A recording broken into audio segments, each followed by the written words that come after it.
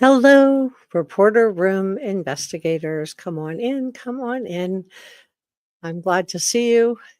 And Jazz is here. Today we have a lot of information. I have 7 packages to go through with you. I just hope I can get through everything. It's a lot. We have a lot to go through. So, anyway, I just think we should be give people a second to come in, but I do want to tell you what we're going to be going through today. Today we're going to be talking about the mystery DNA found at the 1122 King Road house, the bloody print, and a new theory. Ann Taylor is claiming the unknown male DNA profile samples that the police found inside the house and just outside in a glove at the 1122 King Road house. She is raising important questions about the investigation. Now, she is arguing, and Taylor is, that the material is exculpatory to Bryan Kohberger, meaning it supports his claim of innocence and was deliberately kept from the judge ahead of BK's arrest. Now, this is all according to Ann Taylor. So we have this unknown individual blood DNA that was discovered on a handrail at the 1122 King Road home. Another unknown blood sample was found on a glove that the police located outside the house. Now, BK's lead defense attorney, Ann Taylor, told this to the court last week. So we're going to dive into all of that. We're going to talk about this unknown DNA. Is this BK's ticket out? Did he plant the DNA himself, which is what Fox News is asking? Is there probable cause for Ann Taylor to exclude the IgG DNA evidence? Well, I think the judge gives us a few clues about that. So, yeah, we have a lot of stuff to dive into. Hope we can get to all of it. Looking forward to taking all of your questions. My name is Jessica Della Davies. I'm an investigative journalist, and my job is to investigate crimes, crime scenes, and potential suspects and share with you how to do the same thing. If you haven't subscribed, please do. Please do.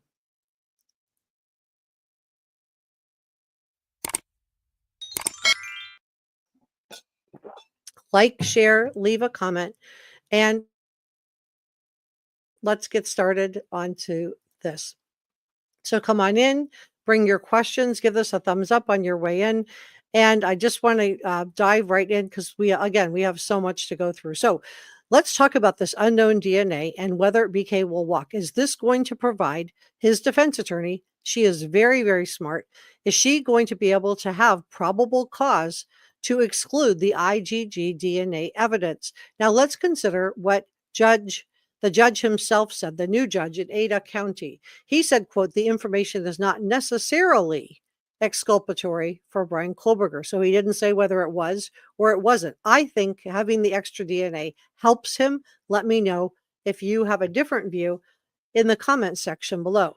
But he continued, rather it could suggest the possibility that other suspects were involved. Quote, if you assume that blood, this is the judge talking, was related to the victims and not some earlier event in the house. So the judge is saying, if you assume that this blood is related to the crime scene night and related to the victims and not some earlier event. So he's probably alluding to the fact that the 1122 King Road house was a party house. So the judge continues. He said he's talking about Bryan Kohberger's DNA is still on the knife sheath, though.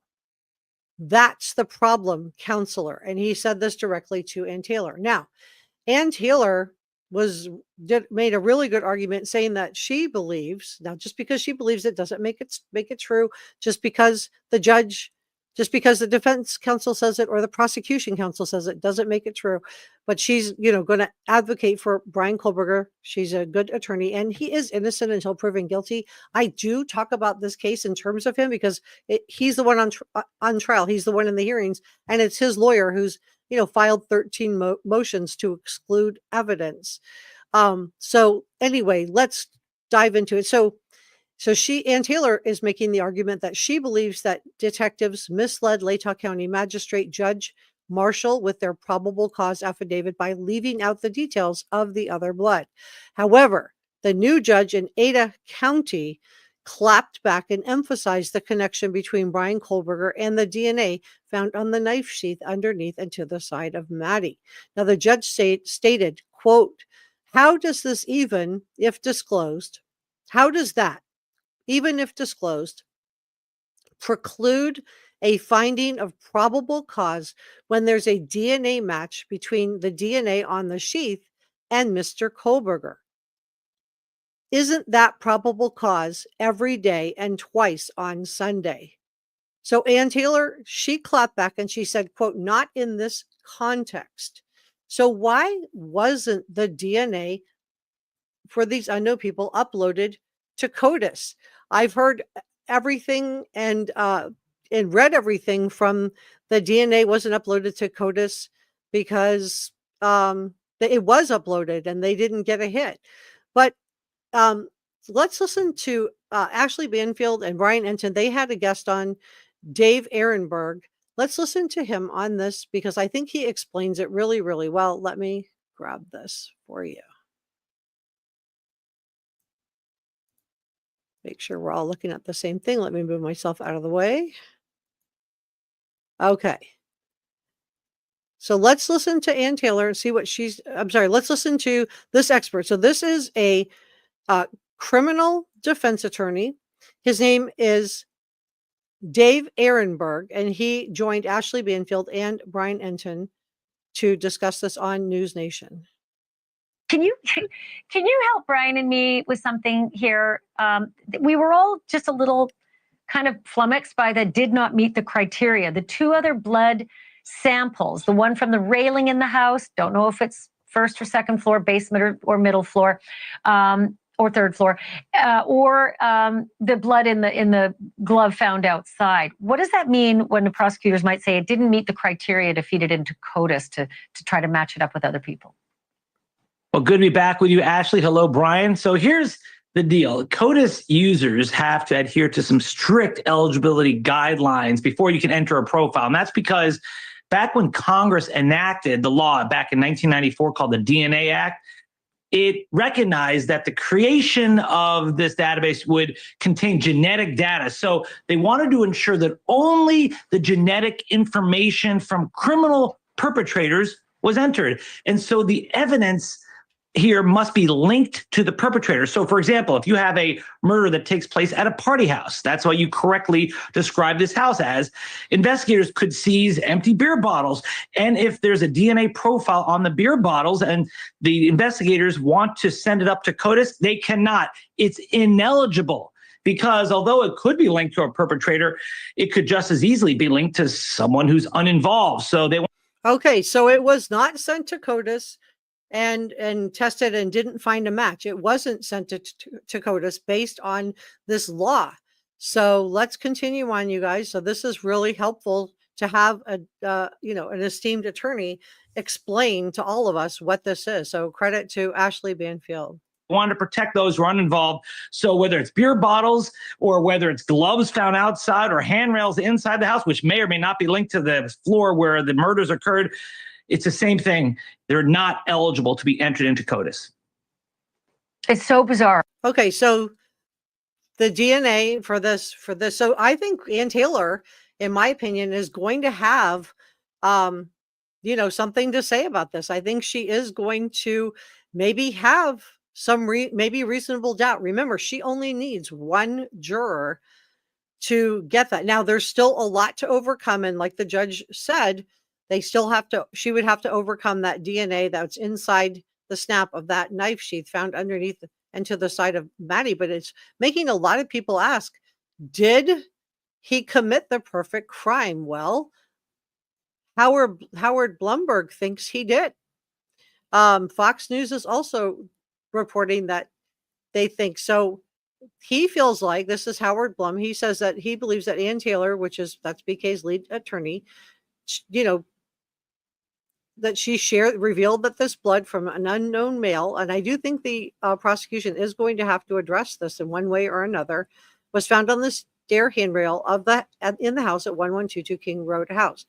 In addition, blood from another unknown male was found on a glove outside the home. Now, the glove outside the home, I don't think, is as important It depends where it was found. If it was just found on like a glove from somebody who was working the crime scene, it depends what kind of glove it was, I guess.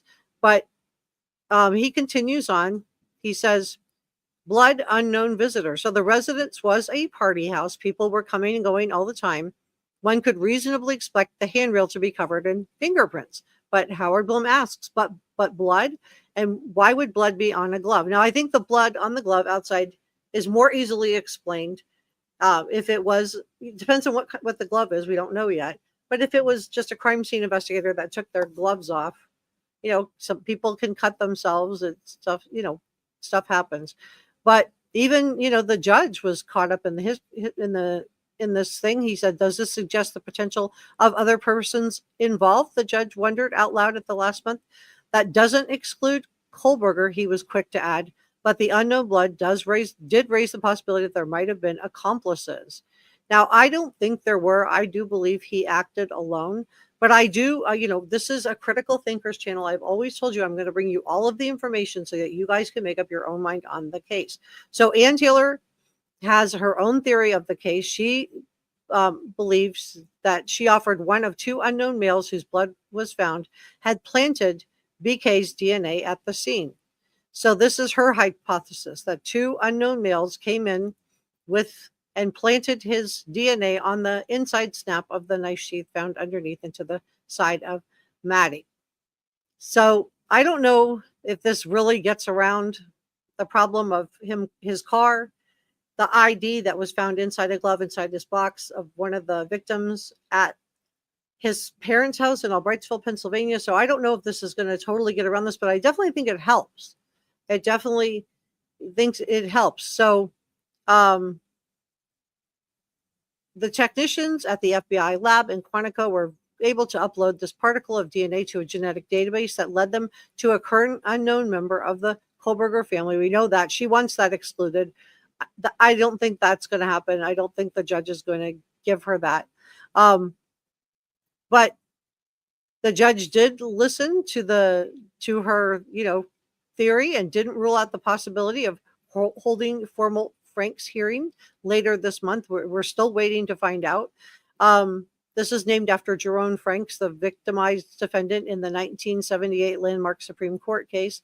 So the proceeding would consider whether law enforcement knowingly included false information in the affidavit. Again, I don't think they did, but that's for the judge to decide, not me. Let's listen to Ann Taylor for just a moment.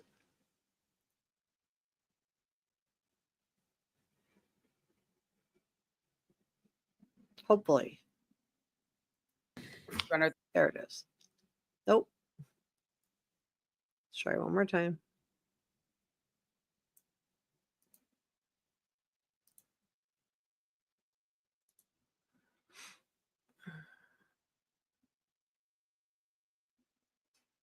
Oh, this is really frustrating.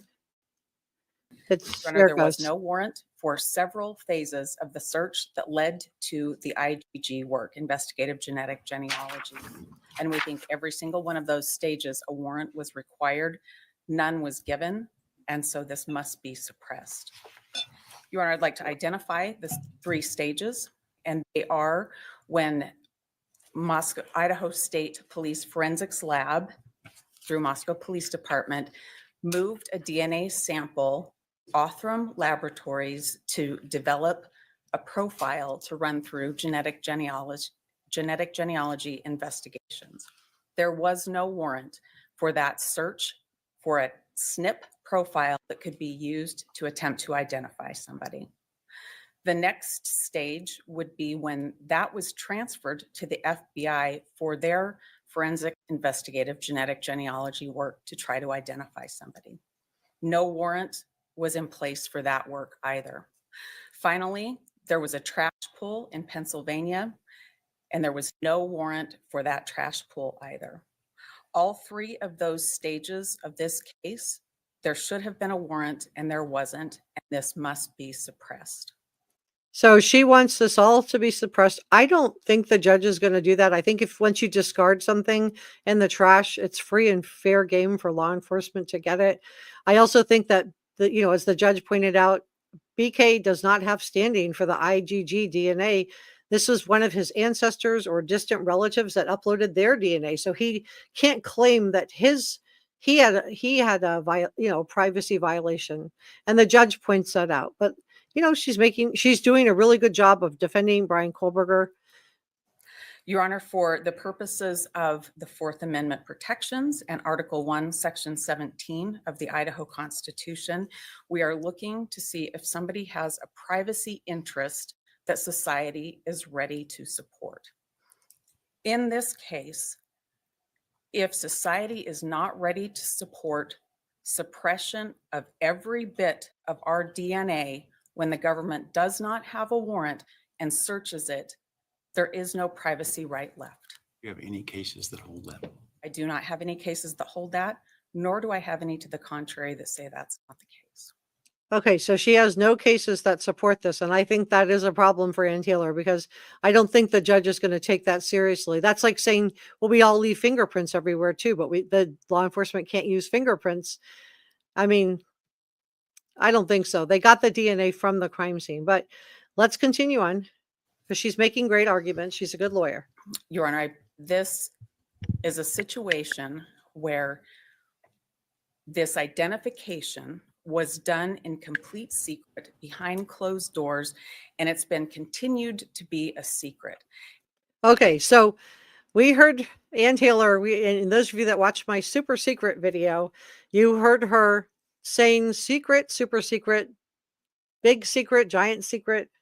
Secrecy was used repeatedly. I only played a little snippet of it, but when you look at the whole clip, I didn't even play the whole clip, but if you look at the whole clip, I think she says it, like 12 or 13 times. So the judge in response, well, I believe in response to this, I think that irked him, because the reason everything's got the gag order on it is because Ann Taylor requested it to give Bryan Kohberger a fair trial, which I think is the right thing to do. We all want Bryan Kohberger to have a fair trial, but I don't think her gaslighting the judge and saying that everything is super secret is the right way to go about it, in my opinion. And she's gaslighting, us too, but she only needs one juror. So if she can, push the idea that there's a conspiracy, I don't think she needs to do that. I think the DNA, the fact that there was other blood at the scene might give, jury a reasonable doubt. But we'll have to see. And that should raise red flags for Your Honor about privacy interests that are at stake.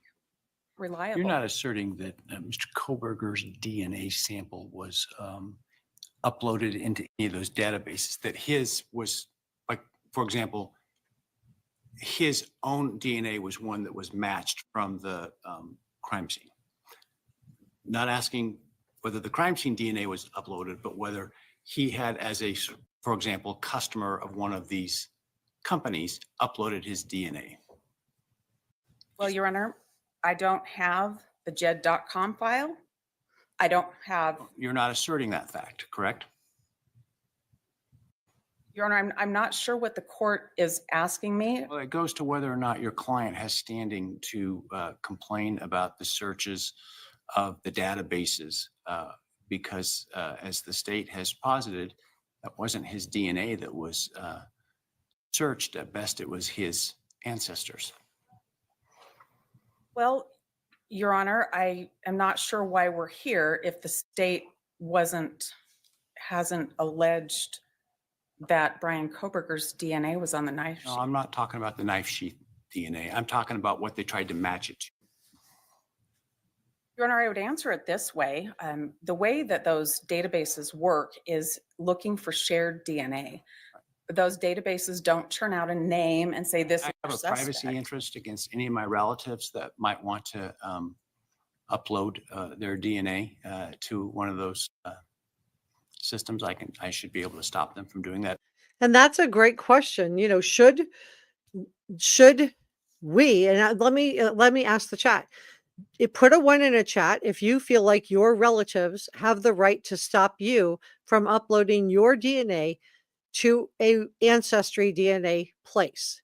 Put a 2 in the chat if you think a distant relative or does not have the right to tell you cannot upload your DNA into one of these Ancestry DNA websites. One, if you think they do have a right to tell you not to upload your DNA. Two, if you think they do not have a right to tell you whether you can upload your DNA or not.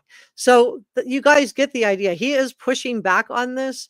And Because I share some DNA with them. That is certainly not what I'm saying. What I am saying, Your Honor, is if somebody takes your DNA and uploads it, I think you have a privacy interest in your own DNA.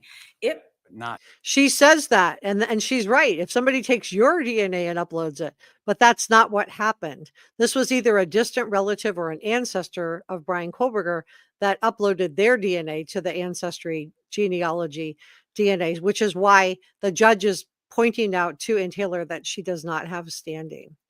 Not necessarily in, let's say my DNA is taken lawfully. What privacy interest do I have in the search of the DNA of others? That's a loaded question. Why is it a loaded question? Isn't it a factual question? Well, it is, Judge, but you're assuming that the DNA was taken lawfully, and our position. I agree. That part is an assumption. In my hypothetical, I said my DNA was taken lawfully. Why would I have standing to object to the search of other people's DNA simply because I might share some genetic information with them because they are distantly related to me? Well, Your Honor. And that's a great question. And I'm curious what you guys think about this. So let me check in with Chuck because I want to go through this. What you guys think about this. I am also curious if you think that, was this the perfect crime? Here's the other theory that's being put out by Fox News. There's the theory that they're putting out is that, if you were going to commit the perfect crime, then wouldn't the way to do that would be to bring other people's DNA to the site, to the crime scene, pour a little bit around, try to create some reasonable doubt. That's what Fox News is saying. I'm not saying that happened. I'm just saying that's another theory that I think the prosecution could do because they're not allowed to upload this DNA to CODIS. Then that would be maybe a way for them to just try to explain it. What do you guys think? I put forth a couple of theories, and I'm just now reading your comment. I don't know which theory you're talking about. This is our head mod, Edjaz. Yeah, thank you to all of our channel members, our mods, and our head mods. So come on in, you guys. This is our head mod, Edjaz. Our other head mod is Six Sense Amelia. I don't see her yet. Santos, weird. No one has come forward with so many students living in town. I'm not sure what you mean by come forward. Yeah, please give this a thumbs up. This is a G-rated show. There won't be anything that if you have little ones in the room, it's okay. Yeah, it is crazy. I feel like we're on a roller coaster ride with this. Mike Kimmy, good to see you. Brother Mike, you made it. Yay. We missed you yesterday. Okay, nobody in particular said, where did the channel come from? No, they won't exclude the knife sheath DNA. No, they won't. They're not. I don't think they're. And the judge is, I think, making that really clear. She's trying, what she wants to do, because if she can get that IgG DNA excluded, and John Judge in Latah County already ruled on this, but because Ann Taylor was successful in moving the trial from Latah County to Ada County, she's getting another bite at the apple with a brand new judge. Now, I agree with you. I don't think he's going to suddenly exclude the IgG because he's with the questions that he's asking. He's basically saying, because it's not, if Bryan Kohberger had uploaded his own DNA to one of these Ancestry DNA sites, he might have standing. But does someone in your family have the right to tell you that you're not allowed to upload your own DNA to one of these Ancestry? What if you're adopted or you're not sure, you want to find out where you come from, and you want to do that. Maybe somebody gave it to you for a birthday present. Do you want some distant relative that you probably don't even know to say you don't have the right to upload your own DNA to that site. It's a, I think the judge is right. I don't see where Bryan Kohberger is going to have standing to say it's a privacy issue on his behalf any more than he's going to have standing to say law enforcement, which was the other argument Ann Taylor was making, was that law enforcement would need a warrant to search the 1122 King Road house. No, law enforcement was called to the scene by the roommates. Bryan Kohberger doesn't have standing for the 1122 King Road house. That wasn't his house. Now, if it's your house and your car, you might have standing if you didn't call law enforcement for an unlawful search and seizure. But if it's a crime scene and law enforcement's been called to the scene of a crime scene, that would mean that they do have standing. So if law enforcement pulls you over, which is the analogy that she gave, and just searches your car, that's not the same thing as law enforcement being called to a crime scene where 4 people have been done away with. That doesn't belong to you. And then searching. They don't need a warrant for that. I mean, hi, Beth. Hi, Nadia. So come on in, bring your questions. I want to check in with the poll. Hi, Holly. Hi, DM. Yeah. Oh, well, it's going to be a roller coaster ride. It's going to be up and down. This is not going to be an easy road for the prosecution or the defense. I think there's a lot of evidence that supports the prosecution. But this DNA is something the prosecution is going to have to address. Hi, Wicked. Nobody in particular said this suspect has zero credibility. His defense team is making millions on this case. Since the beginning, they've made their client look guiltier. Thank you for sharing your thoughts. Thank you for sharing your thoughts on this. Let me make sure I didn't turn my mic off. No, okay. Vic Star is here. If they knew it was male, wouldn't that mean it was tested? Yeah, I think that they were able to test it, but they weren't able to upload it to CODIS. So they weren't able to upload it to CODIS. Now, what is CODIS? CODIS is, I had it pulled up at the FBI on their FBI site, but they blocked me. FBI blocked me from sharing it. I'm not kidding. I'm not sure why.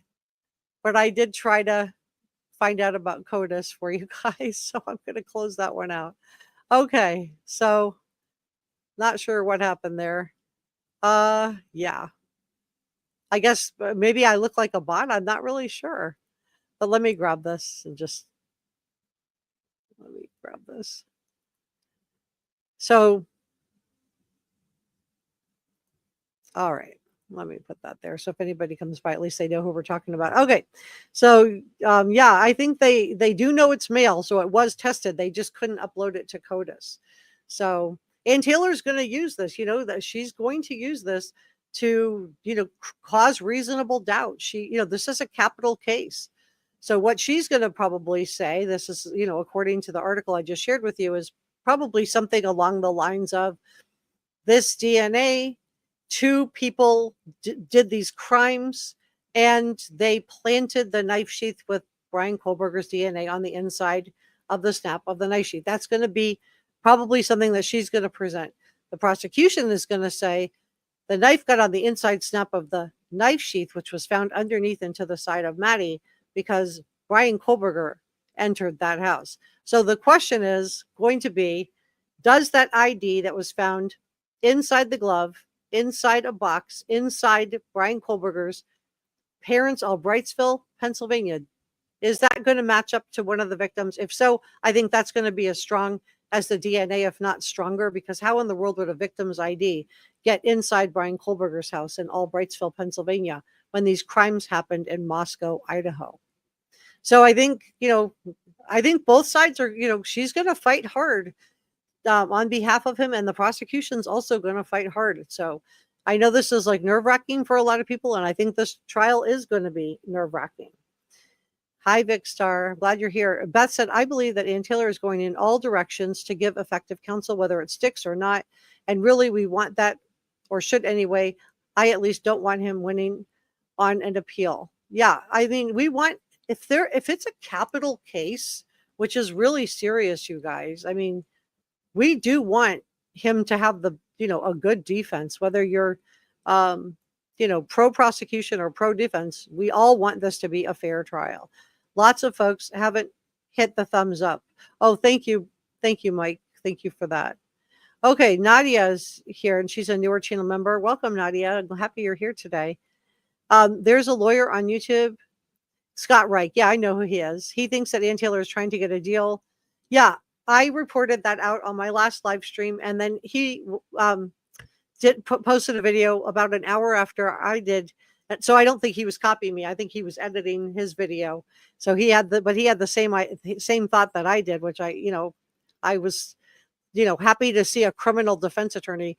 But we believe, Scott Reich believes this, and I believe this, and we both did our own work independently, but came to a similar conclusion, is that the reason that Ann Taylor agreed to release Bryan Kohberger's mental health records and his physical health records to the prosecution is because she's trying to mitigate something. So it could be that they're trying to negotiate a deal. Now, I don't know if the prosecution can agree to a deal because they would have to get permission from the victims' families, in my opinion. If they just went to for a deal and the victims' families were not all on board, I think there could be a huge backlash on this. But yeah, Scott Reich came to his own independent conclusion, and his video had to be probably an hour or two into editing when I went live, and I came to my own independent, and I was really happy that we had a similar mindset on that, because I have a lot of respect for him. He's one of the attorneys that's on here that actually is a criminal defense attorney, not a civil attorney. So I give his opinion a lot of weight. Yvonne says, can the defense have the unknown DNA tested? Sure. It's just, who does she upload it against? Do you know what I mean? So I do think the DNA was tested. I suspect it would have been tested. The problem is not that it was or wasn't tested. The problem is that according to this law from the 1970s, you cannot upload DNA at a crime scene that's unknown, that you don't have any idea, who it belongs to CODIS. That's why I wanted to show you the FBI website, but they, for some reason, thought I was probably a bot or something and blocked me. Maybe I had the page open for like 10 minutes before I went live, so maybe I just had it open too long. I don't know. Yeah, please keep your questions G-rated. Watch what, how you so that's a pretty far-fetched theory. Hey, Dabs. Yeah, we're going to hear some out there theories, you guys. We are definitely going to. Hi, Holly. I thought I saw a comment from Holly earlier. I missed it. I thought I saw it and then I scrolled by. I don't know. Holly, if you had a question, I'm so sorry I missed it. I don't know what happened. Okay. Brother Mike says he's sick of Ann Taylor. And Holly agrees, and Jess says she really likes to talk. I know people get frustrated, and I think the judge even got frustrated too with the super secret. I think one of the ways to, in my opinion, alienate your judge is to do like what we saw in the Delphi case, where they leaked crime scene photos. They said they didn't, that it was one of their employees that did. But you're still responsible for securing that, even if it was not intentional. Then they put out this theory about the odinous, when there was a gag order in place, and they really irked the judge. And I think it really cost Richard Ellen big time. But I think she is a good lawyer. Nobody in particular says, I'm going to have to listen to the defense I can't hear it in full yet, but she's dragging this out, well, her job is to delay, right? Because the more you delay, memories fade, people pass away, people move away. So it's in her best interest to delay. So she has successfully delayed this. This trial has been, normally things go to trial within 2 years. This is going to be 2.5 years on this case. Yeah, please give this a thumbs up. All right, so let's go through the polling. So the question was, if you believe that another person has the right to tell you that you cannot upload your DNA to an Ancestry DNA site, put a 1 in the chat. If you believe a distant relative does not have the right to tell you that you're allowed to upload your own DNA to one of these ancestry DNA sites, put a 2 in the chat. So Yvonne has a 1, Nadia has a 1, Meme has a 1, and Jazz has I'm sorry, these are 2s. Like saying 1. Sorry. Yvonne has 2, Nadia 2, Meme 2, and Jazz 2. Hi Jeff. Jeff has a 2. Colleen, hi Colleen has a 2. Brother Mike has a 2, DM has a 2. Nadia put 2, Dabs put 2. And Nadia says her son put his DNA. Jeff says, that's my DNA to do with what I want. Wicked put a 2. Mace put a 2. And he said, because all criminals would stop their families from uploading DNA to remain obscure. That's a great point. That's a really great point. Yeah. Yvonne says, definitely 2 all day long and twice on Sunday. That's exactly, that's what the judge kind of pushed back on that. I love that. Great comeback on that one. You got some giggles here from Yvonne. Midwest says, I love this judge. I do too. I think he's a really good judge. I know Ann Taylor wanted to move the trial. There's a couple things she got out of it. She got another delay. The trial's not happening until August. And it was going to go forward with Judge John Judge in June. So she got yet another delay.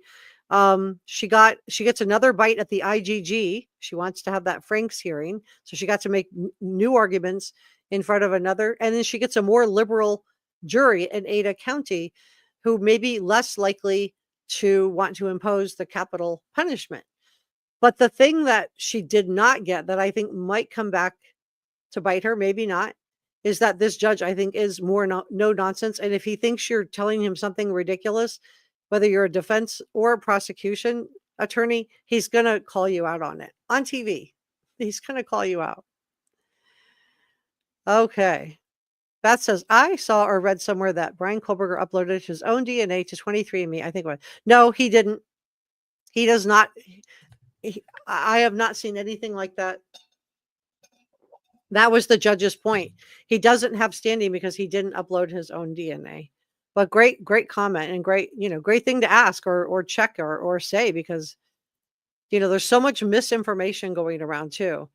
Nobody Patricia said there's zero argument about how old the DNA on Bryan Kohberger matched. It's old. She keeps trying to beat at a dead horse. Dad's DNA was outside in the trash. There's no argument. Right. She wants to say that that was unlawful, that they collected the DNA from the trash.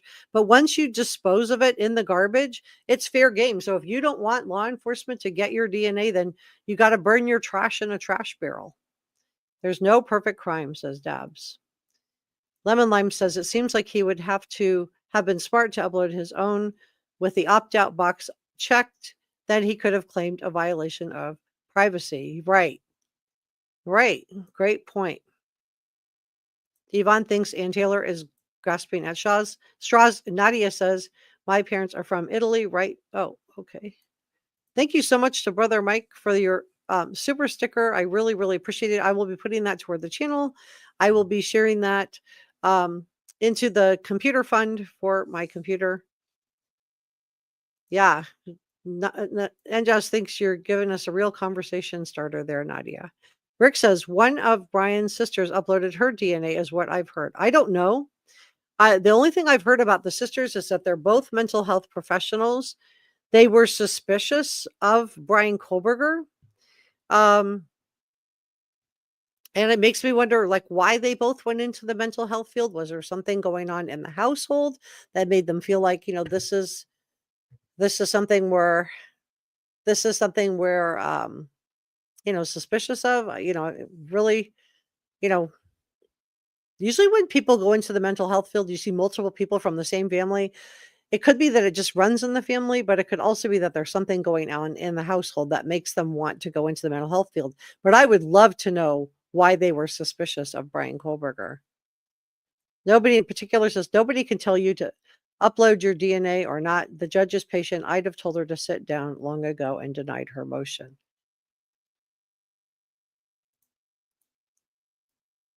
Nadia says Ian Taylor is getting feedback from Bryan. He's the one that is defending himself. Could be. She's also a really good defense attorney. She is. I mean, she really is. Jack's my name says, I think it breaks the company's terms of service, but not BK's rights if his DNA is found at the crime scene. I don't know if it does, or I don't think it breaks the company's terms of service necessarily, but even if it did, terms of service isn't the same thing as the law. So I think you're right, not BK's rights if his DNA were found at the crime scene. So I think, you've spelled that out really, really well. Even if it does break the company's terms of service, it doesn't mean that he has the right to tell an ancestor or distant relative that they're not allowed to upload their DNA. But the DNA that the prosecution is using at the trial isn't from the IGG site. It's not from that. It's from the cheek swab that they collected once they arrested Bryan Kohberger. They got a warrant and they did get a cheek swab. And that is the DNA that matched to the knife sheath. So I hope that helps. Hi, Kaylee. Come on in. Glad you're here. All right. So let's see if we got a couple more comments, and then we're going to get back to it because I have so much stuff to go through today. But you guys are bringing some really great comments. Yvonne says, can the defense test the unknown DNA? Well, I believe the unknown DNA was tested, which is why we know it's a male. So I don't think the question is whether or not the DNA was tested or not tested. I think it was tested. I think the blood was tested. The problem is they are legally not allowed to upload it to CODIS, which is the FBI site. So that's why I wanted to show you that attorney explaining it. If you just got here, feel free to back it up and check out the very beginning of the video because there's some great info in there. Midwest says, in my opinion, the way the judge talked, he'll probably let in the IGG. I'm not sure about the Franks hearing. Yeah, I agree. I don't think there's a snowball's chance in heck, and I'm watching my words here, that he's going to say that the IGG cannot come in, just based on his own questions of Ian Taylor. I think that's, and the reason I feel confident saying that is because Judge ruled a similar way. So I just, and Bryan Kohberger just doesn't have standing. It wasn't his DNA that was uploaded to the ancestry. If it was, then, and he checked a box of some kind of expectation of privacy, then, maybe he would have standing, but that's not what happened. Just like he doesn't have standing at the 1122 King Road house for Ian Taylor to say that they needed a warrant to search a crime scene when law enforcement was called to the crime scene by the roommates that were there, along with Ethan's friends who showed up to find out, because they had plans with him that day. Bryan Kohberger doesn't have standing to say, because he didn't live at that house, it wasn't on the lease. He doesn't have standing to say law enforcement needs a warrant to search my house. The roommates gave permission. Also, it's a crime scene. Yeah, please give this a thumbs up. Let the algorithm know we're doing a G-rated. Lemon Slime said, well, if he had an accomplice, he could certainly say so. Exactly. But he was really a loner type of guy. I mean, I think everything from his dad, talking to one of the neighbors at the Pullman apartment, which came out early on, shows that he was a loner. I just don't think he was the type of person that would have an accomplice. But yeah, I think he would say so. Nadia said 3 people is a lot easier to see on camera than one. Nah, it's in his glove. DM said, forgot about the ID in the glove. Thank you to NJS for gifting a reporter room membership. Who got that? Congratulations. And we do regular members only live streams. We had one last night. Sue Joy said, DNA left at the crime scene has no expectation of privacy. There was a warrant to run it. Micro Kimmy says, possible reasons it wasn't uploaded to CODIS could be insufficient quality or non-CODIS eligible profile. That's it. It's non-eligible because they're not a suspect in the case. Kimmy says, I don't think they will offer a plea. He's talking about the prosecution. They had a hearing to keep the capital punishment there, DP there, and the families want him to get the DP. I think it's going to be really hard to get 4 families to all agree to give him a plea deal. The other problem with the plea deal from a family point of view, a victim's family point of view, is if you let them get life in prison, then you have to deal the whole rest of your life, because he's only in his 20s. Maybe he's 30 now. I think he's 30 now, but he was, I think, 28 when he was arrested. He's young. So he can appeal and appeal. You can see with Scott Peterson case with Stacey Peterson, he's, still appealing, still trying. The Menendez brothers, I know there's been a lot of sympathy for them, because they were, victims of their dad. I'm watching my words, allegedly, according to them. But I feel like, they were adults. They could have just moved out. They didn't have to take that kind of action. Lots of people go through that and don't do away with their parents. So they could have called law enforcement. They could have moved away, but they can appeal and appeal and appeal and appeal. So, I think from a family point of view, a victim's family point of view, you can understand that if capital punishment's there, to them, there is an end to this. And there isn't this whole lifetime of having to deal with going to parole boards and telling them to deny the appeal, or waiting on pins and needles to find out if he's going to get a new hearing. So I can understand why they feel that way. DM says, right on, Jessica, BK must have a fair trial. Let him get convicted fair and square. It's the only way. I agree. My Insane World Tara says, this case has so many implications. Elbow's mom says, how are they going to get around the fact that they can't show the house raid? No body cam, and the first interview accidentally deleted. Case depends on DNA. Who told you that they can't show the house raid and that there's no body cam? I'm just curious, like that. There's a gag order in the case, so we haven't seen the body cam footage of when law enforcement arrives on the scene, but we're going to see that.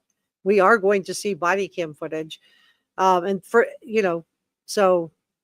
Yeah, not sure who told you that, but anyway, I'm glad you brought it up because a lot of people are, it's a really good question. I'm glad you brought it up. So how are they going to get around the fact that they can't show the house raid? Well, they can. The police would have worn body camera footage, and the first interview, I haven't seen any credible sourcing that says it was accidentally deleted. So I'm not sure where the sourcing is on that. But if you have a source, drop the link in the description, as long as it's a credible source, not a comment that the credible source to me is, something that, is either peer reviewed or journalistic or something like that. Yeah, please give this a thumbs up. Let everybody know we're doing. Hey, Milo boy. Hi, AZ. Okay, dig the past, all the half truths. Lemon Lime says, even his attorney is not denying that the DNA is Bryan's. I got another two. So it seems I haven't seen any ones. It seems like everybody feels like they should have a right to upload their own DNA to an Ancestry DNA site, and that a distant relative should not have the right to tell you can't do that. So Tony says, yes, I think the judge is over it already. Love your show. And Scott Reich, Crime Talk as well. Thank you for sharing that. I really appreciate your positivity. Kimmy says, my DNA is free to use to find unalivers. Yeah, I agree. And she says, do you think Anne regrets pushing for the move? That's a great question. Well, I think it's, she would have known the risks that she was taking by moving it. But I think, from her mind, she got another delay because it was going to be in June of 2025. It got moved to August so she got a delay, another 2-month delay. So that's a plus. She got potentially a more liberal jury in Ada County. So that's a plus. And she gets to relitigate the IGG, which John Judge in Latah County already ruled on. So that's a plus. Her negative is that I just don't think this judge, and this could end up to be huge during the trial. It just really depends. I think he's fair, but I don't think he's going to just be gaslit. I don't think he's going to let anybody gaslight him. I like him too. I think he's a good judge. I think he's fair. Yeah, please give this a thumbs up.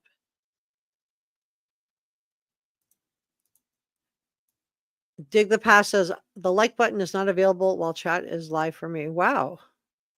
That's too bad.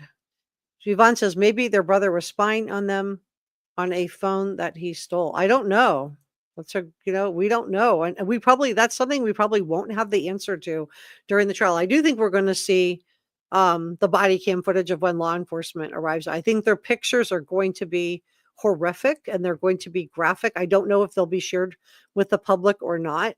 That'll be up to the judge to decide, but for sure the jury will get to see them. I think we'll get to see some of them like we did in the Megan Boswell case. We got to see quite a bit, but I don't know if we'll see, everything, because I think the judge is going to feel like if with some of the victims, which might be more graphic, that, maybe the family members don't want that out in the public sphere, in the public realm.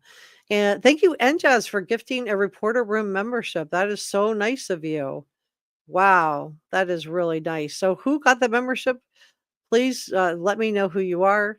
Come in and let's see who you are. Kathy said, this is a losing argument. Defense does not have standing to challenge a relative's use of paid company to test genealogy. That's how the judge felt too, Kathy. So I think the judge would agree with you on that. Dig the Past said, it blows my mind that all the DNA was destroyed with the house. Well, they would have gathered up the DNA that they needed. So we know that the DNA was tested, because if it wasn't tested, we wouldn't know that it was male. But the problem beyond that is because of this rule from the 1970s about what you can and cannot upload to CODIS, they're not able to upload it to CODIS to see if it matches anybody else. So Ann Taylor will have the ability to use, to me, this kind of hurts the prosecution. If I were them, I would have rather have it uploaded it and known. But Ann Taylor will be able to, really utilize that to maybe all she needs is one juror for reasonable doubt. Tara says, I can't believe they took the house down. Yeah, I know. There were so many people. Everyone was so upset about the house. The family members were upset about the house. Lemon Lime said, I don't think he had friends, let alone an accomplice. I agree. Dig the Past said, Kaylee's phone is more important than the DNA on now. What's on it? We have heard nothing and they still have it. Right. It's Kaylee's Bluetooth, right? Law enforcement kept her Apple Watch and her laptop. So we saw how important the geofencing was in the Delphi case, right? We saw how important in the Alex Murdaugh case some of those apps were. The fitness app on Maggie's phone, which tracked her steps.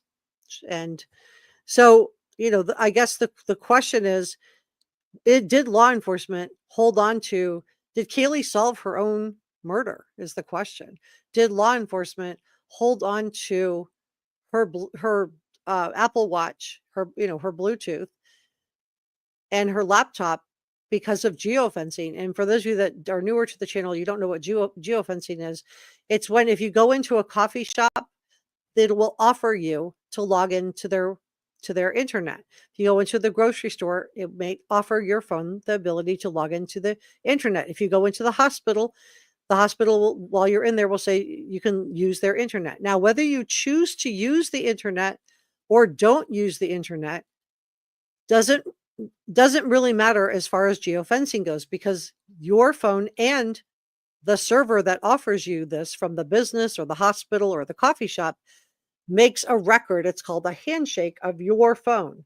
So the question is, does the prosecution, and is the reason that we have all of these terabytes of information for the prosecution and the defense team to go through, is it because Kaylee's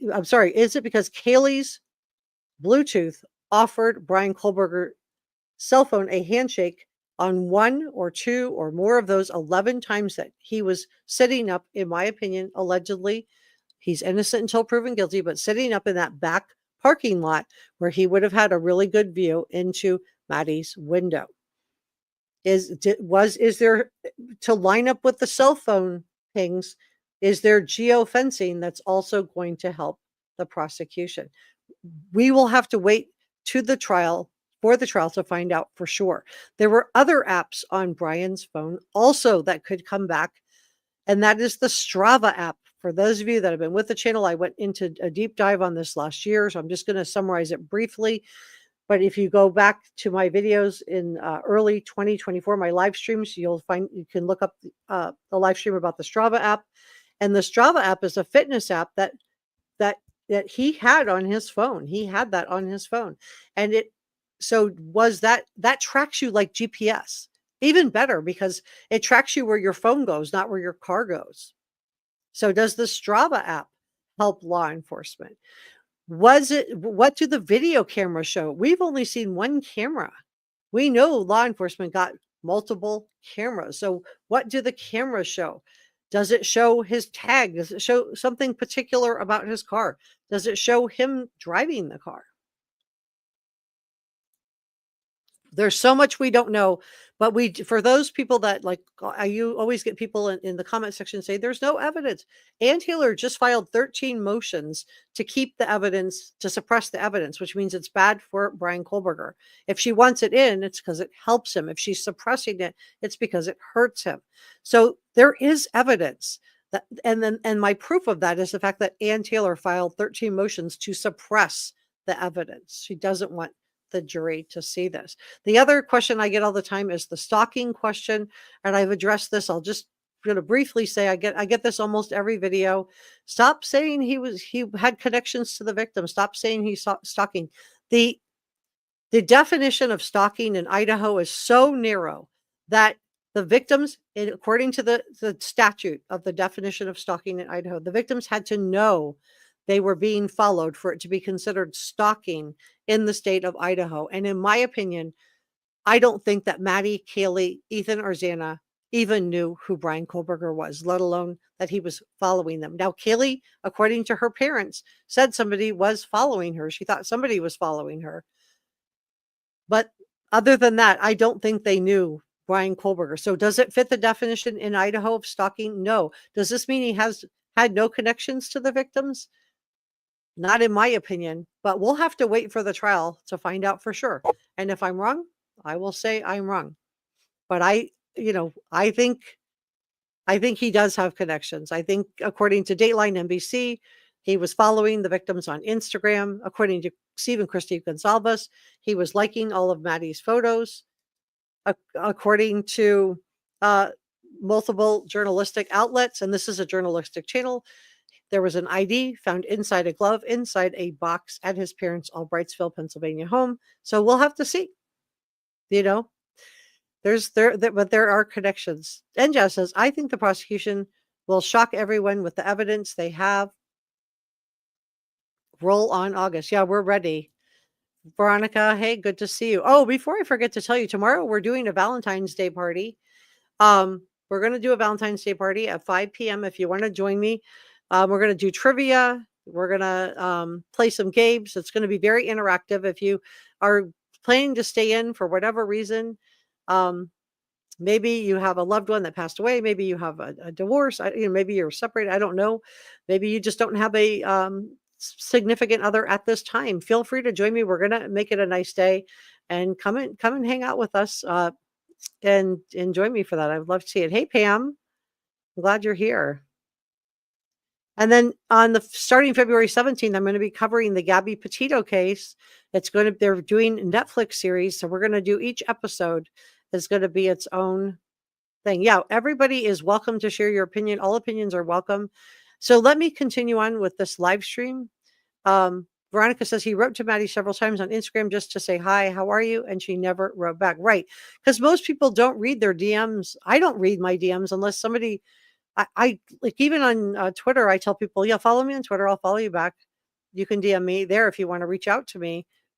And half the time I forget to read it. Lemon Lime says his lawyers denied a social media connection at the last hearing. Well, she parses her words very carefully. So we'll see. I think there are connections. I think there are connections. And I think that the reason, and I told you guys that, let me see. Let me pull this up. The video traffic stop occurring at the West Pullman Road, Farm Road in Moscow, Idaho on August 21st of 20. Okay, so I think that the prosecution did try to get the stalking in just through stalking, but it doesn't fit the stalking statute in Idaho because it's very narrow and the victims have to be aware. But they're trying to get it because they have this traffic stop of Bryan Kohberger. This is not the one, any of the ones that I've showed you. We don't have the body cam from this yet. It'll be shown, I'm sure, but it's near the mall. And they were, I believe the prosecution was originally trying to get this in as, part of the stalking. They weren't able to because of the narrow definition of stalking. But now they're trying to get this evidence in that he was at the mall at the same time as the victims a different way by saying, well, we just want to use it to identify Bryan Kohberger, that it's his name, his ID, and his car. So will the judge allow it? I don't know. Let's watch. 2022 involving Bryan Kohberger and Latah County Sheriff's Office Corporal Darren Duke. Discovered, and it shows listed as AV000100. It continues. The next bullet point is citation LTC 329 00000084 issued regarding the same traffic stop, discovered as Bates 1302-13013. It says that the state intends to use this evidence for the purpose of proving the defendant's identity, vehicle, address, and phone number. This issue has been previously addressed by the court on December 15th of 2023, quote, sealed order denying motion to dismiss indictment on grounds of biased grand jury, inadmissible evidence, lack of sufficient evidence, and prosecutorial misconduct. So Ann Taylor already tried in front of the Latah judge, John Judge, to claim prosecutorial misconduct. She's getting another bite at the apple, here with this Latah County judge. But I think that, so will the prosecution be able to get this in for the purposes of identifying Bryan Kohberger? I think they will. And it directs us to see page 43, respectfully submitted this 4th day of February 2025. So this is really interesting because it seems like the prosecution couldn't get the fact that they believe that BK was following the victims around and had followed them maybe to the mall. So they found another way to introduce the evidence. So now they're not introducing it as stalking because, as I've shared with you in the past, the definition in Idaho of stalking is very, very narrow. But I covered this for you guys last year. Listen to this. Victims before November. Okay, so I'm literally showing you guys receipts too. Bryan Kohberger stalked Idaho victim. So maybe it doesn't fit the stalking statute, right? Because the statute is very narrow. It doesn't mean he wasn't following them. And this is what the prosecution wants to get this traffic stop in because it proves that he was at the, they believe it proves he was following the victims. So they couldn't get it in for the purposes of stalking because the victims had to know they were being stalked for it to fit the state of Idaho statute. But they're trying to get it in for the purpose of identifying Bryan Kohberger now. So I think they're going to get it in that way. 13th of 2022, so allegedly stalked the victims. He followed them around and his cell phone was pinging in the same places that they were going. So not just at the 1122 King Road house, but also at the places that they were going to visit. He was being very, very careful after the crimes were committed. He was reportedly wearing his gloves everywhere in public. The cell phone data shows that he was often in the same location as Xana, Kaylee, and Maddie, and even Ethan. Now, Ethan. Okay, so I reported this. This is a clip of me reporting this out last year, a year ago. And I, got heck for reporting this, but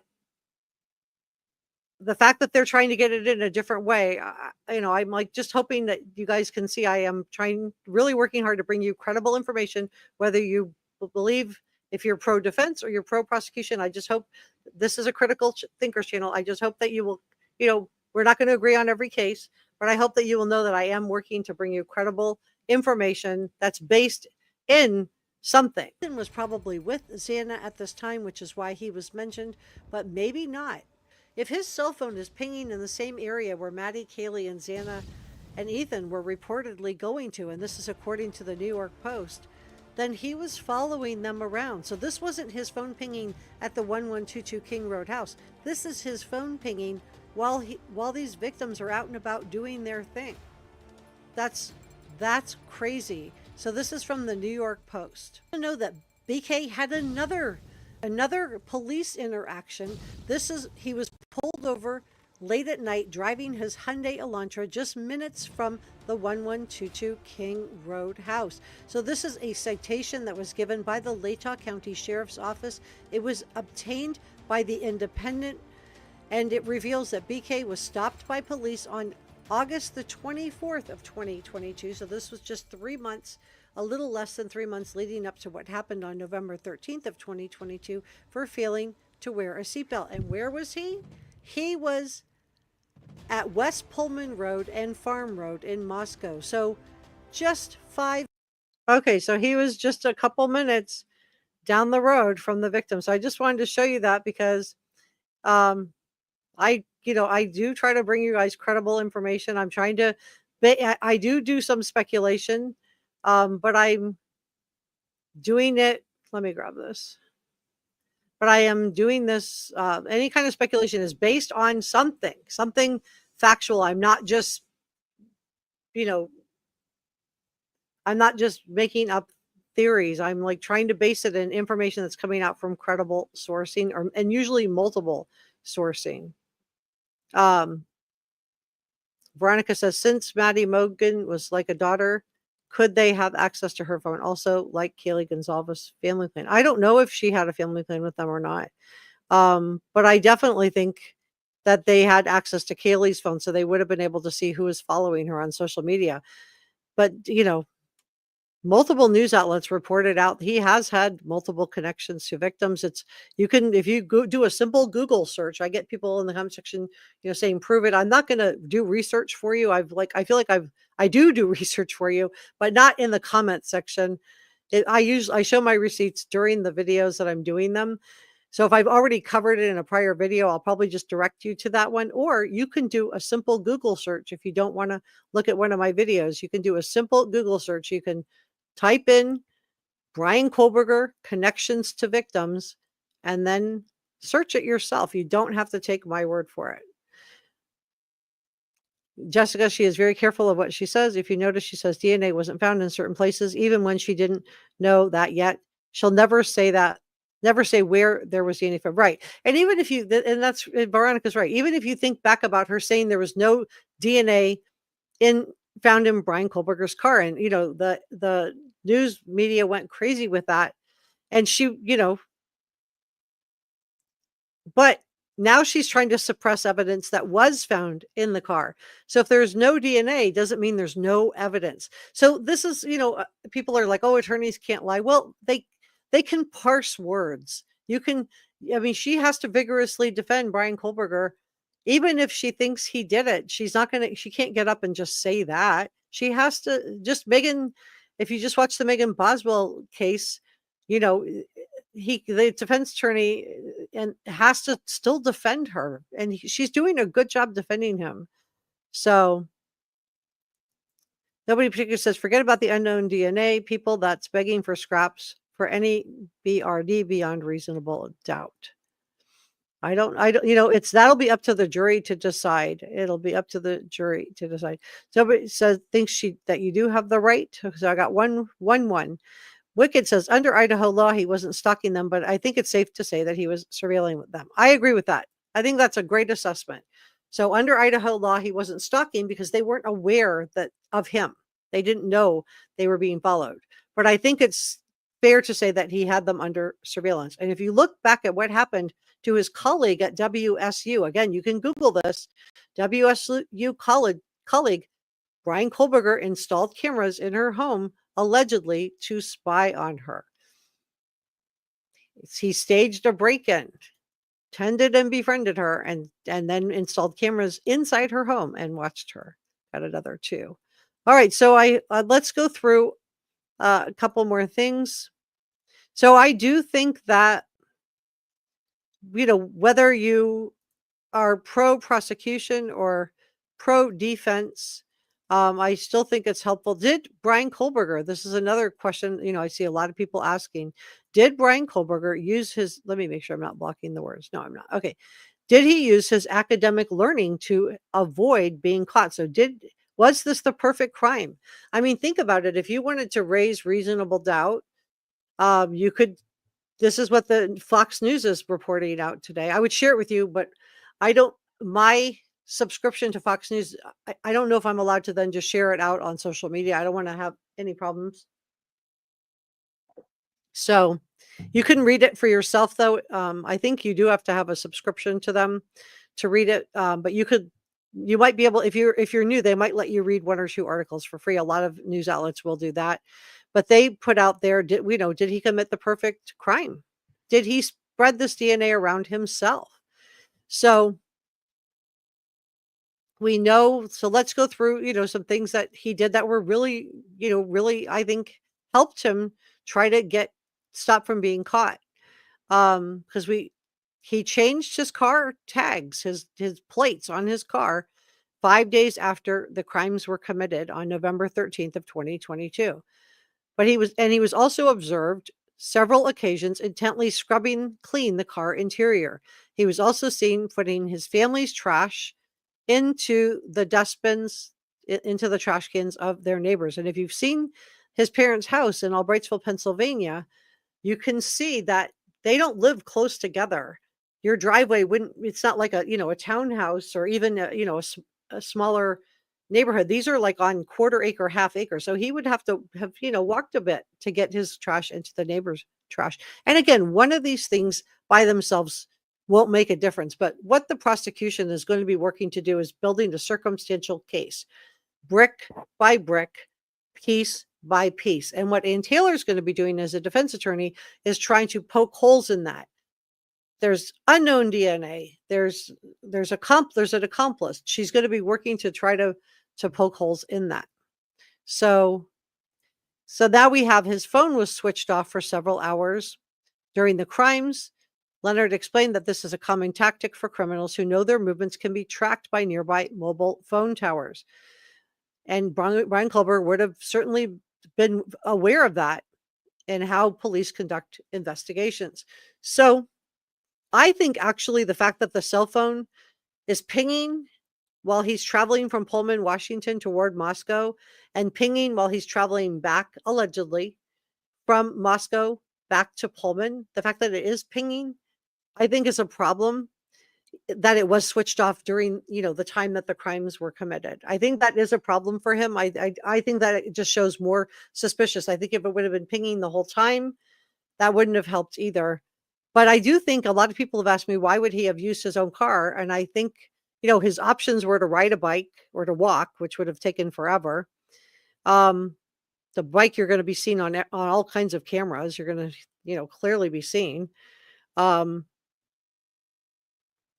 think it's because renting a car could be traced right back to you. You can't control cleaning that car repeatedly either. So I think for him, being OCD, he would have wanted to have control of the car, allegedly. And I think, this is my opinion, I think that he knew he was going to change those tags just 5 days after the crimes. So I think to him, he felt like he had committed the perfect crime. And maybe he did. Or maybe he's, innocent. We'll find out at the trial. The investigators gathered sufficient proof against him, but the final crucial piece of evidence obtained by investigators was that DNA match. Juries love DNA. I do think that's going to be so hard to overcome, that it was found on the sheath of that K-bar knife underneath into the side of Maddie, especially when we know it's a knife that did it. And if they can prove, and I've showed you guys receipts where there was some leaking coming out before the gag order was put in place, which is why the judge put the gag order in place at the behest of Ann Taylor. But there was leaking that the K-bar knife that he did purchase that in the spring of 2022 and the months leading up to the crimes. We know that law enforcement pulled Amazon. From the affidavit, we know they searched it. They also pulled all of his Google searches, and Ann Taylor wants those searches not to be entered as evidence. So if it was good for Bryan Kohberger, she would want those to be in because it would show he didn't do any searches that are untoward or show anything. If it's bad for Bryan Kohberger, she files a motion that she does not want it to be let in. I think it is going to be let in. And in and of itself doesn't mean anything. But again, it's another piece in the puzzle for the prosecution. The questions remain even after Bryan's arrest. The 2 housemates that miraculously survived. Now, this whole thing of they called their friends first before informing authorities is not what happened. So this was reported out early on, but it has been since clarified. What happened that morning was the roommates there was no call for 7 hours because the roommates fell asleep. And Ethan's friends were trying to get hold of him. When he didn't answer the phone, they thought, oh, he's at Xana's house. We'll go pick him up. They had plans with him that day. They showed up and Bethany answered the door. And that is how the crime scene was discovered. So I hope that answers that question too. All right, let me grab the next one because this is another thing that's been really big in the news this week. We talked about this on the live stream with our members only, but people have been asking me, why is this? Why is everybody, talking about this like it's such a big thing? It's because what the state of Idaho is looking to do, this was going to be put in place as let me make sure I'm not in the way of the article. And I am. Let me move myself. Sorry about that. So the state of Idaho, right now, they want it as a backup. But what they're looking to do is to put it in as the primary. So lethal injection would no longer be the primary way to do away with somebody if they're found guilty in a capital case and the jury decides to exact that. It would be this would become the secondary way, right? So the primary way in lieu of the lethal injection. Right now, as it stands right now today, it's the secondary method, but they're looking to make it the primary. So I think that's really interesting too. Let me check in with chat. I do want to say, I'm not ending, but I just do want to say thank you to our producers, Njaz, Sasha Angel, and Mikey M, and to our channel members. Oh, thank you for super thanks and coffee gratitude. I update this every week, so next week will be a new one. And thank you for your gifted channel memberships. Thank you so much, you guys. And thank you to our channel members. You guys give me the freedom to be able to cover some of these smaller cases. Yesterday, we did a really important case on Sophia Franklin. She is a 16-year-old and she is pregnant and she has been abducted by a predator. So I did a video on that. If you didn't see it, it's a more obscure case, but it's important because Sophia needs to be found. All right, let me check back in with chat. There we go. Okay. She said there was a lack of DNA. So you can parse your words. So not a lot of DNA or lack of DNA is not no DNA. Xana, yeah. Hey, Mace. Mace said it may be an unpopular opinion, but I think Ann Taylor is great. I think she's great too. I would not mind hiring her to defend me if I get in trouble. Yeah, I think I mean, she's definitely somebody I would want if I were in trouble. I think she's a really good lawyer. I agree.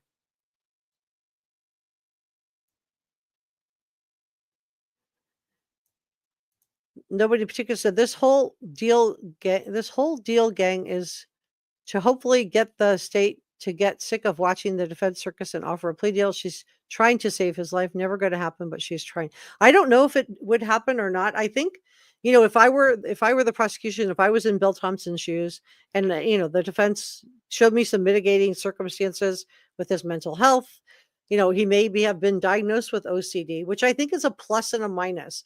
It's a plus in that Ann Taylor can use it to give a reason why he cleaned his car so often or why he was arrested wearing medical gloves, caught separating out his trash from his parents' trash. She could say, oh, it was OCD.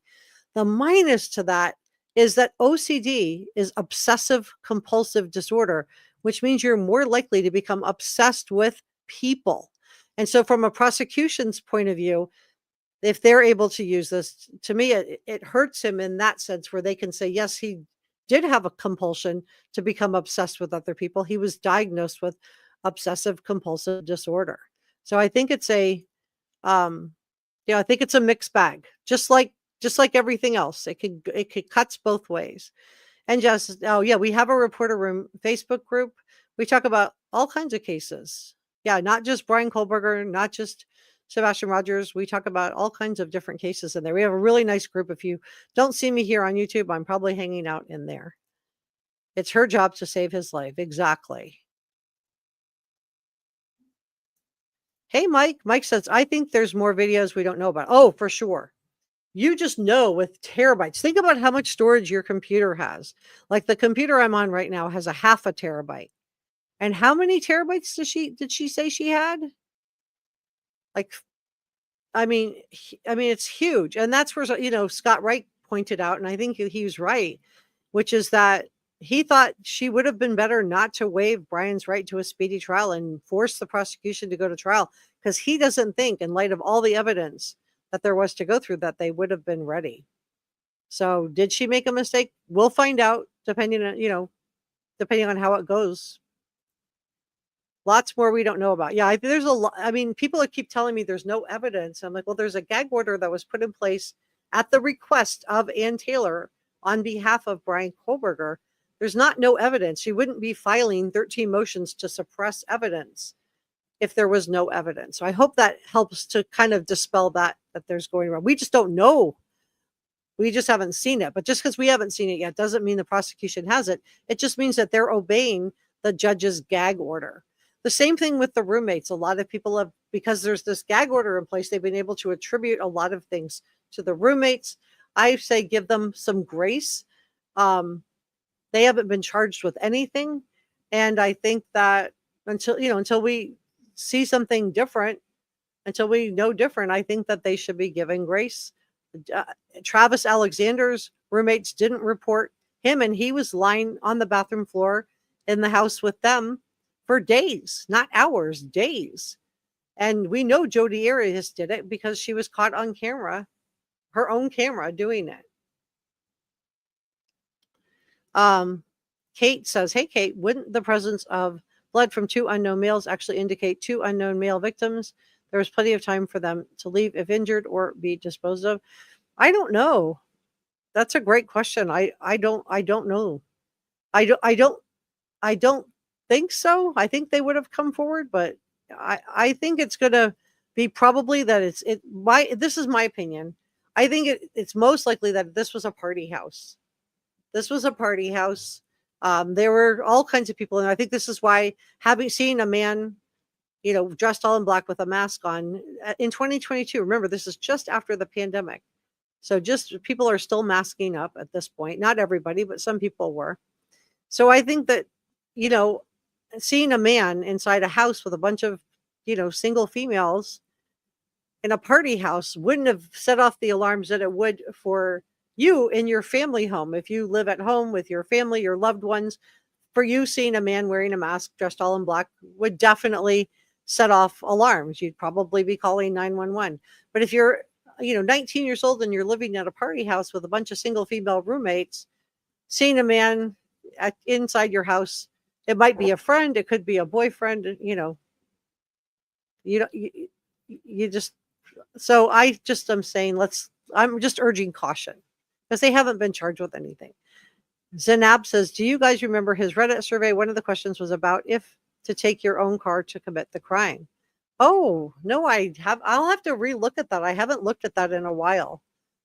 That's really great. This is why I love reading your comments. The moon and the stars await his presence. Yeah, let's take a look at the weather, because I think this is going to be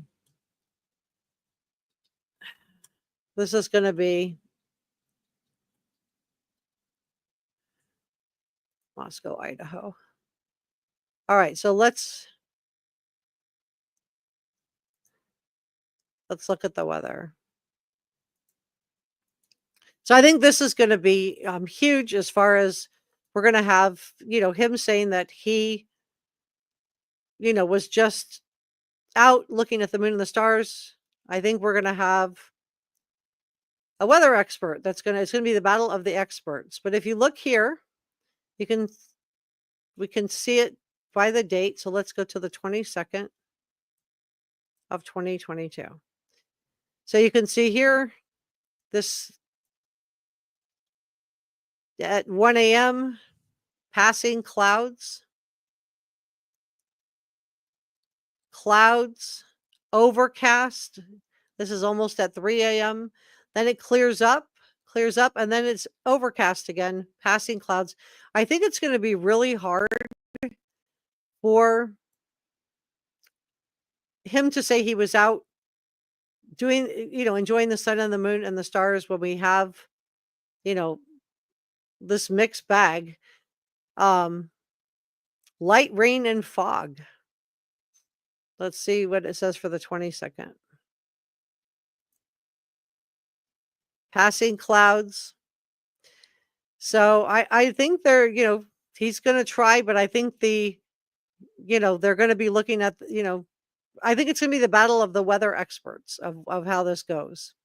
Because I think that if it was passing clouds or overcast, I think that's going to be a problem for the prosecution. But I think the defense is going to definitely, they have to put him in the car, right? They have to put him in the car because of the cell phone pings going to and leaving from Pullman, Washington to Moscow, Idaho, which is about 15 minutes away. They have to put him in the car. And also, I think that besides the cell phone pings, I think there's going to be some camera footage from business cams that picked up the vehicle moving that we just have not seen. And there may even be some geofencing data that we don't know about. So we'll have to see. But let me know what you think about all of this. Yeah, Mike's bringing up the dog hair. There was hairs and fibers that were found in his apartment. Ann Taylor doesn't want those searches to be let in. Now they did have a warrant for that. They did have a search warrant. Yep, there was. So it'll be interesting to see. There's so much evidence against this guy. They're praying it doesn't ever get to trial, gang. That it's bad. They don't need the house, but they should have left it. Yeah, I mean, that would have been. A lot of people feel that way. I guess. I think from what I heard, they found out. Yeah, they found fibers and other stuff. Well, that's why what's in that car. Why she wants the car search to be suppressed. And some people think, some of the experts think that even if you dextered out your car, you've got the seat belt which kind of snaps back into the shoulder holster and into your lap band as you pull that around you, and then you snap it back. That was there any fibers that were caught up in there that maybe he couldn't clean? I don't know. You have clinical OCD. It is really hard. And there's not really a good treatment for OCD. So Holly's telling us 51 terabytes. So think about that. 51 terabytes of information. Most people on their computer, think about how much storage you have. I bet you have at most a half a terabyte for your whole computer. Maybe some of you have a whole terabyte. This is 51 terabytes of evidence that Ann Taylor and the prosecution too. They're only a couple of weeks ahead of her in going through everything. Yeah, Jody was something else. She was really something else. And people, maybe there were people that thought she didn't do it. People that were in prison with her thought she didn't do it because she kept saying she was innocent. And nobody could believe a sweet young woman, that seemed as nice as her. She cried. She went to his funeral. She cried. Could believe that she would do something like that, but she did it. His roommates didn't call the police either. So Mike thinks the digital evidence will be huge. Well, guys, I think I'm going to leave it there. Let me know if you would like. Tomorrow we're going to do our Valentine's Day party. So I hope you'll join me for that. Whether it's going to be at 5 p.m. Eastern time. So come do some trivia with us. I think it'll be fun. Thank you to everybody who was kind enough to show up. Oh, Lucy, let me take two more questions and we'll end it. Lucy said, wasn't there talk of the ID in a glove? There's ID found in a glove in a box inside his parents' Albrightsville, Pennsylvania, according to multimedia sources. You guys can Google it if you don't have to take my word for it. Esmeralda says, I love Jessica's analysis and opinions. Super smart. Thank you so much. I really appreciate your positivity. And hello to Patricia. Tara asked a question. Are they still going to trial? Yeah, the trial starts in August of 2025. And Holly said they found an ID in a box in a glove. And thank you so much for that. Guys, so I will see you on the next one. And tomorrow I hope to see you for Valentine's Day. Come and join me. Come be my Valentine.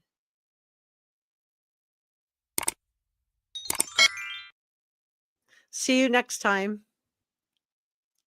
Bye.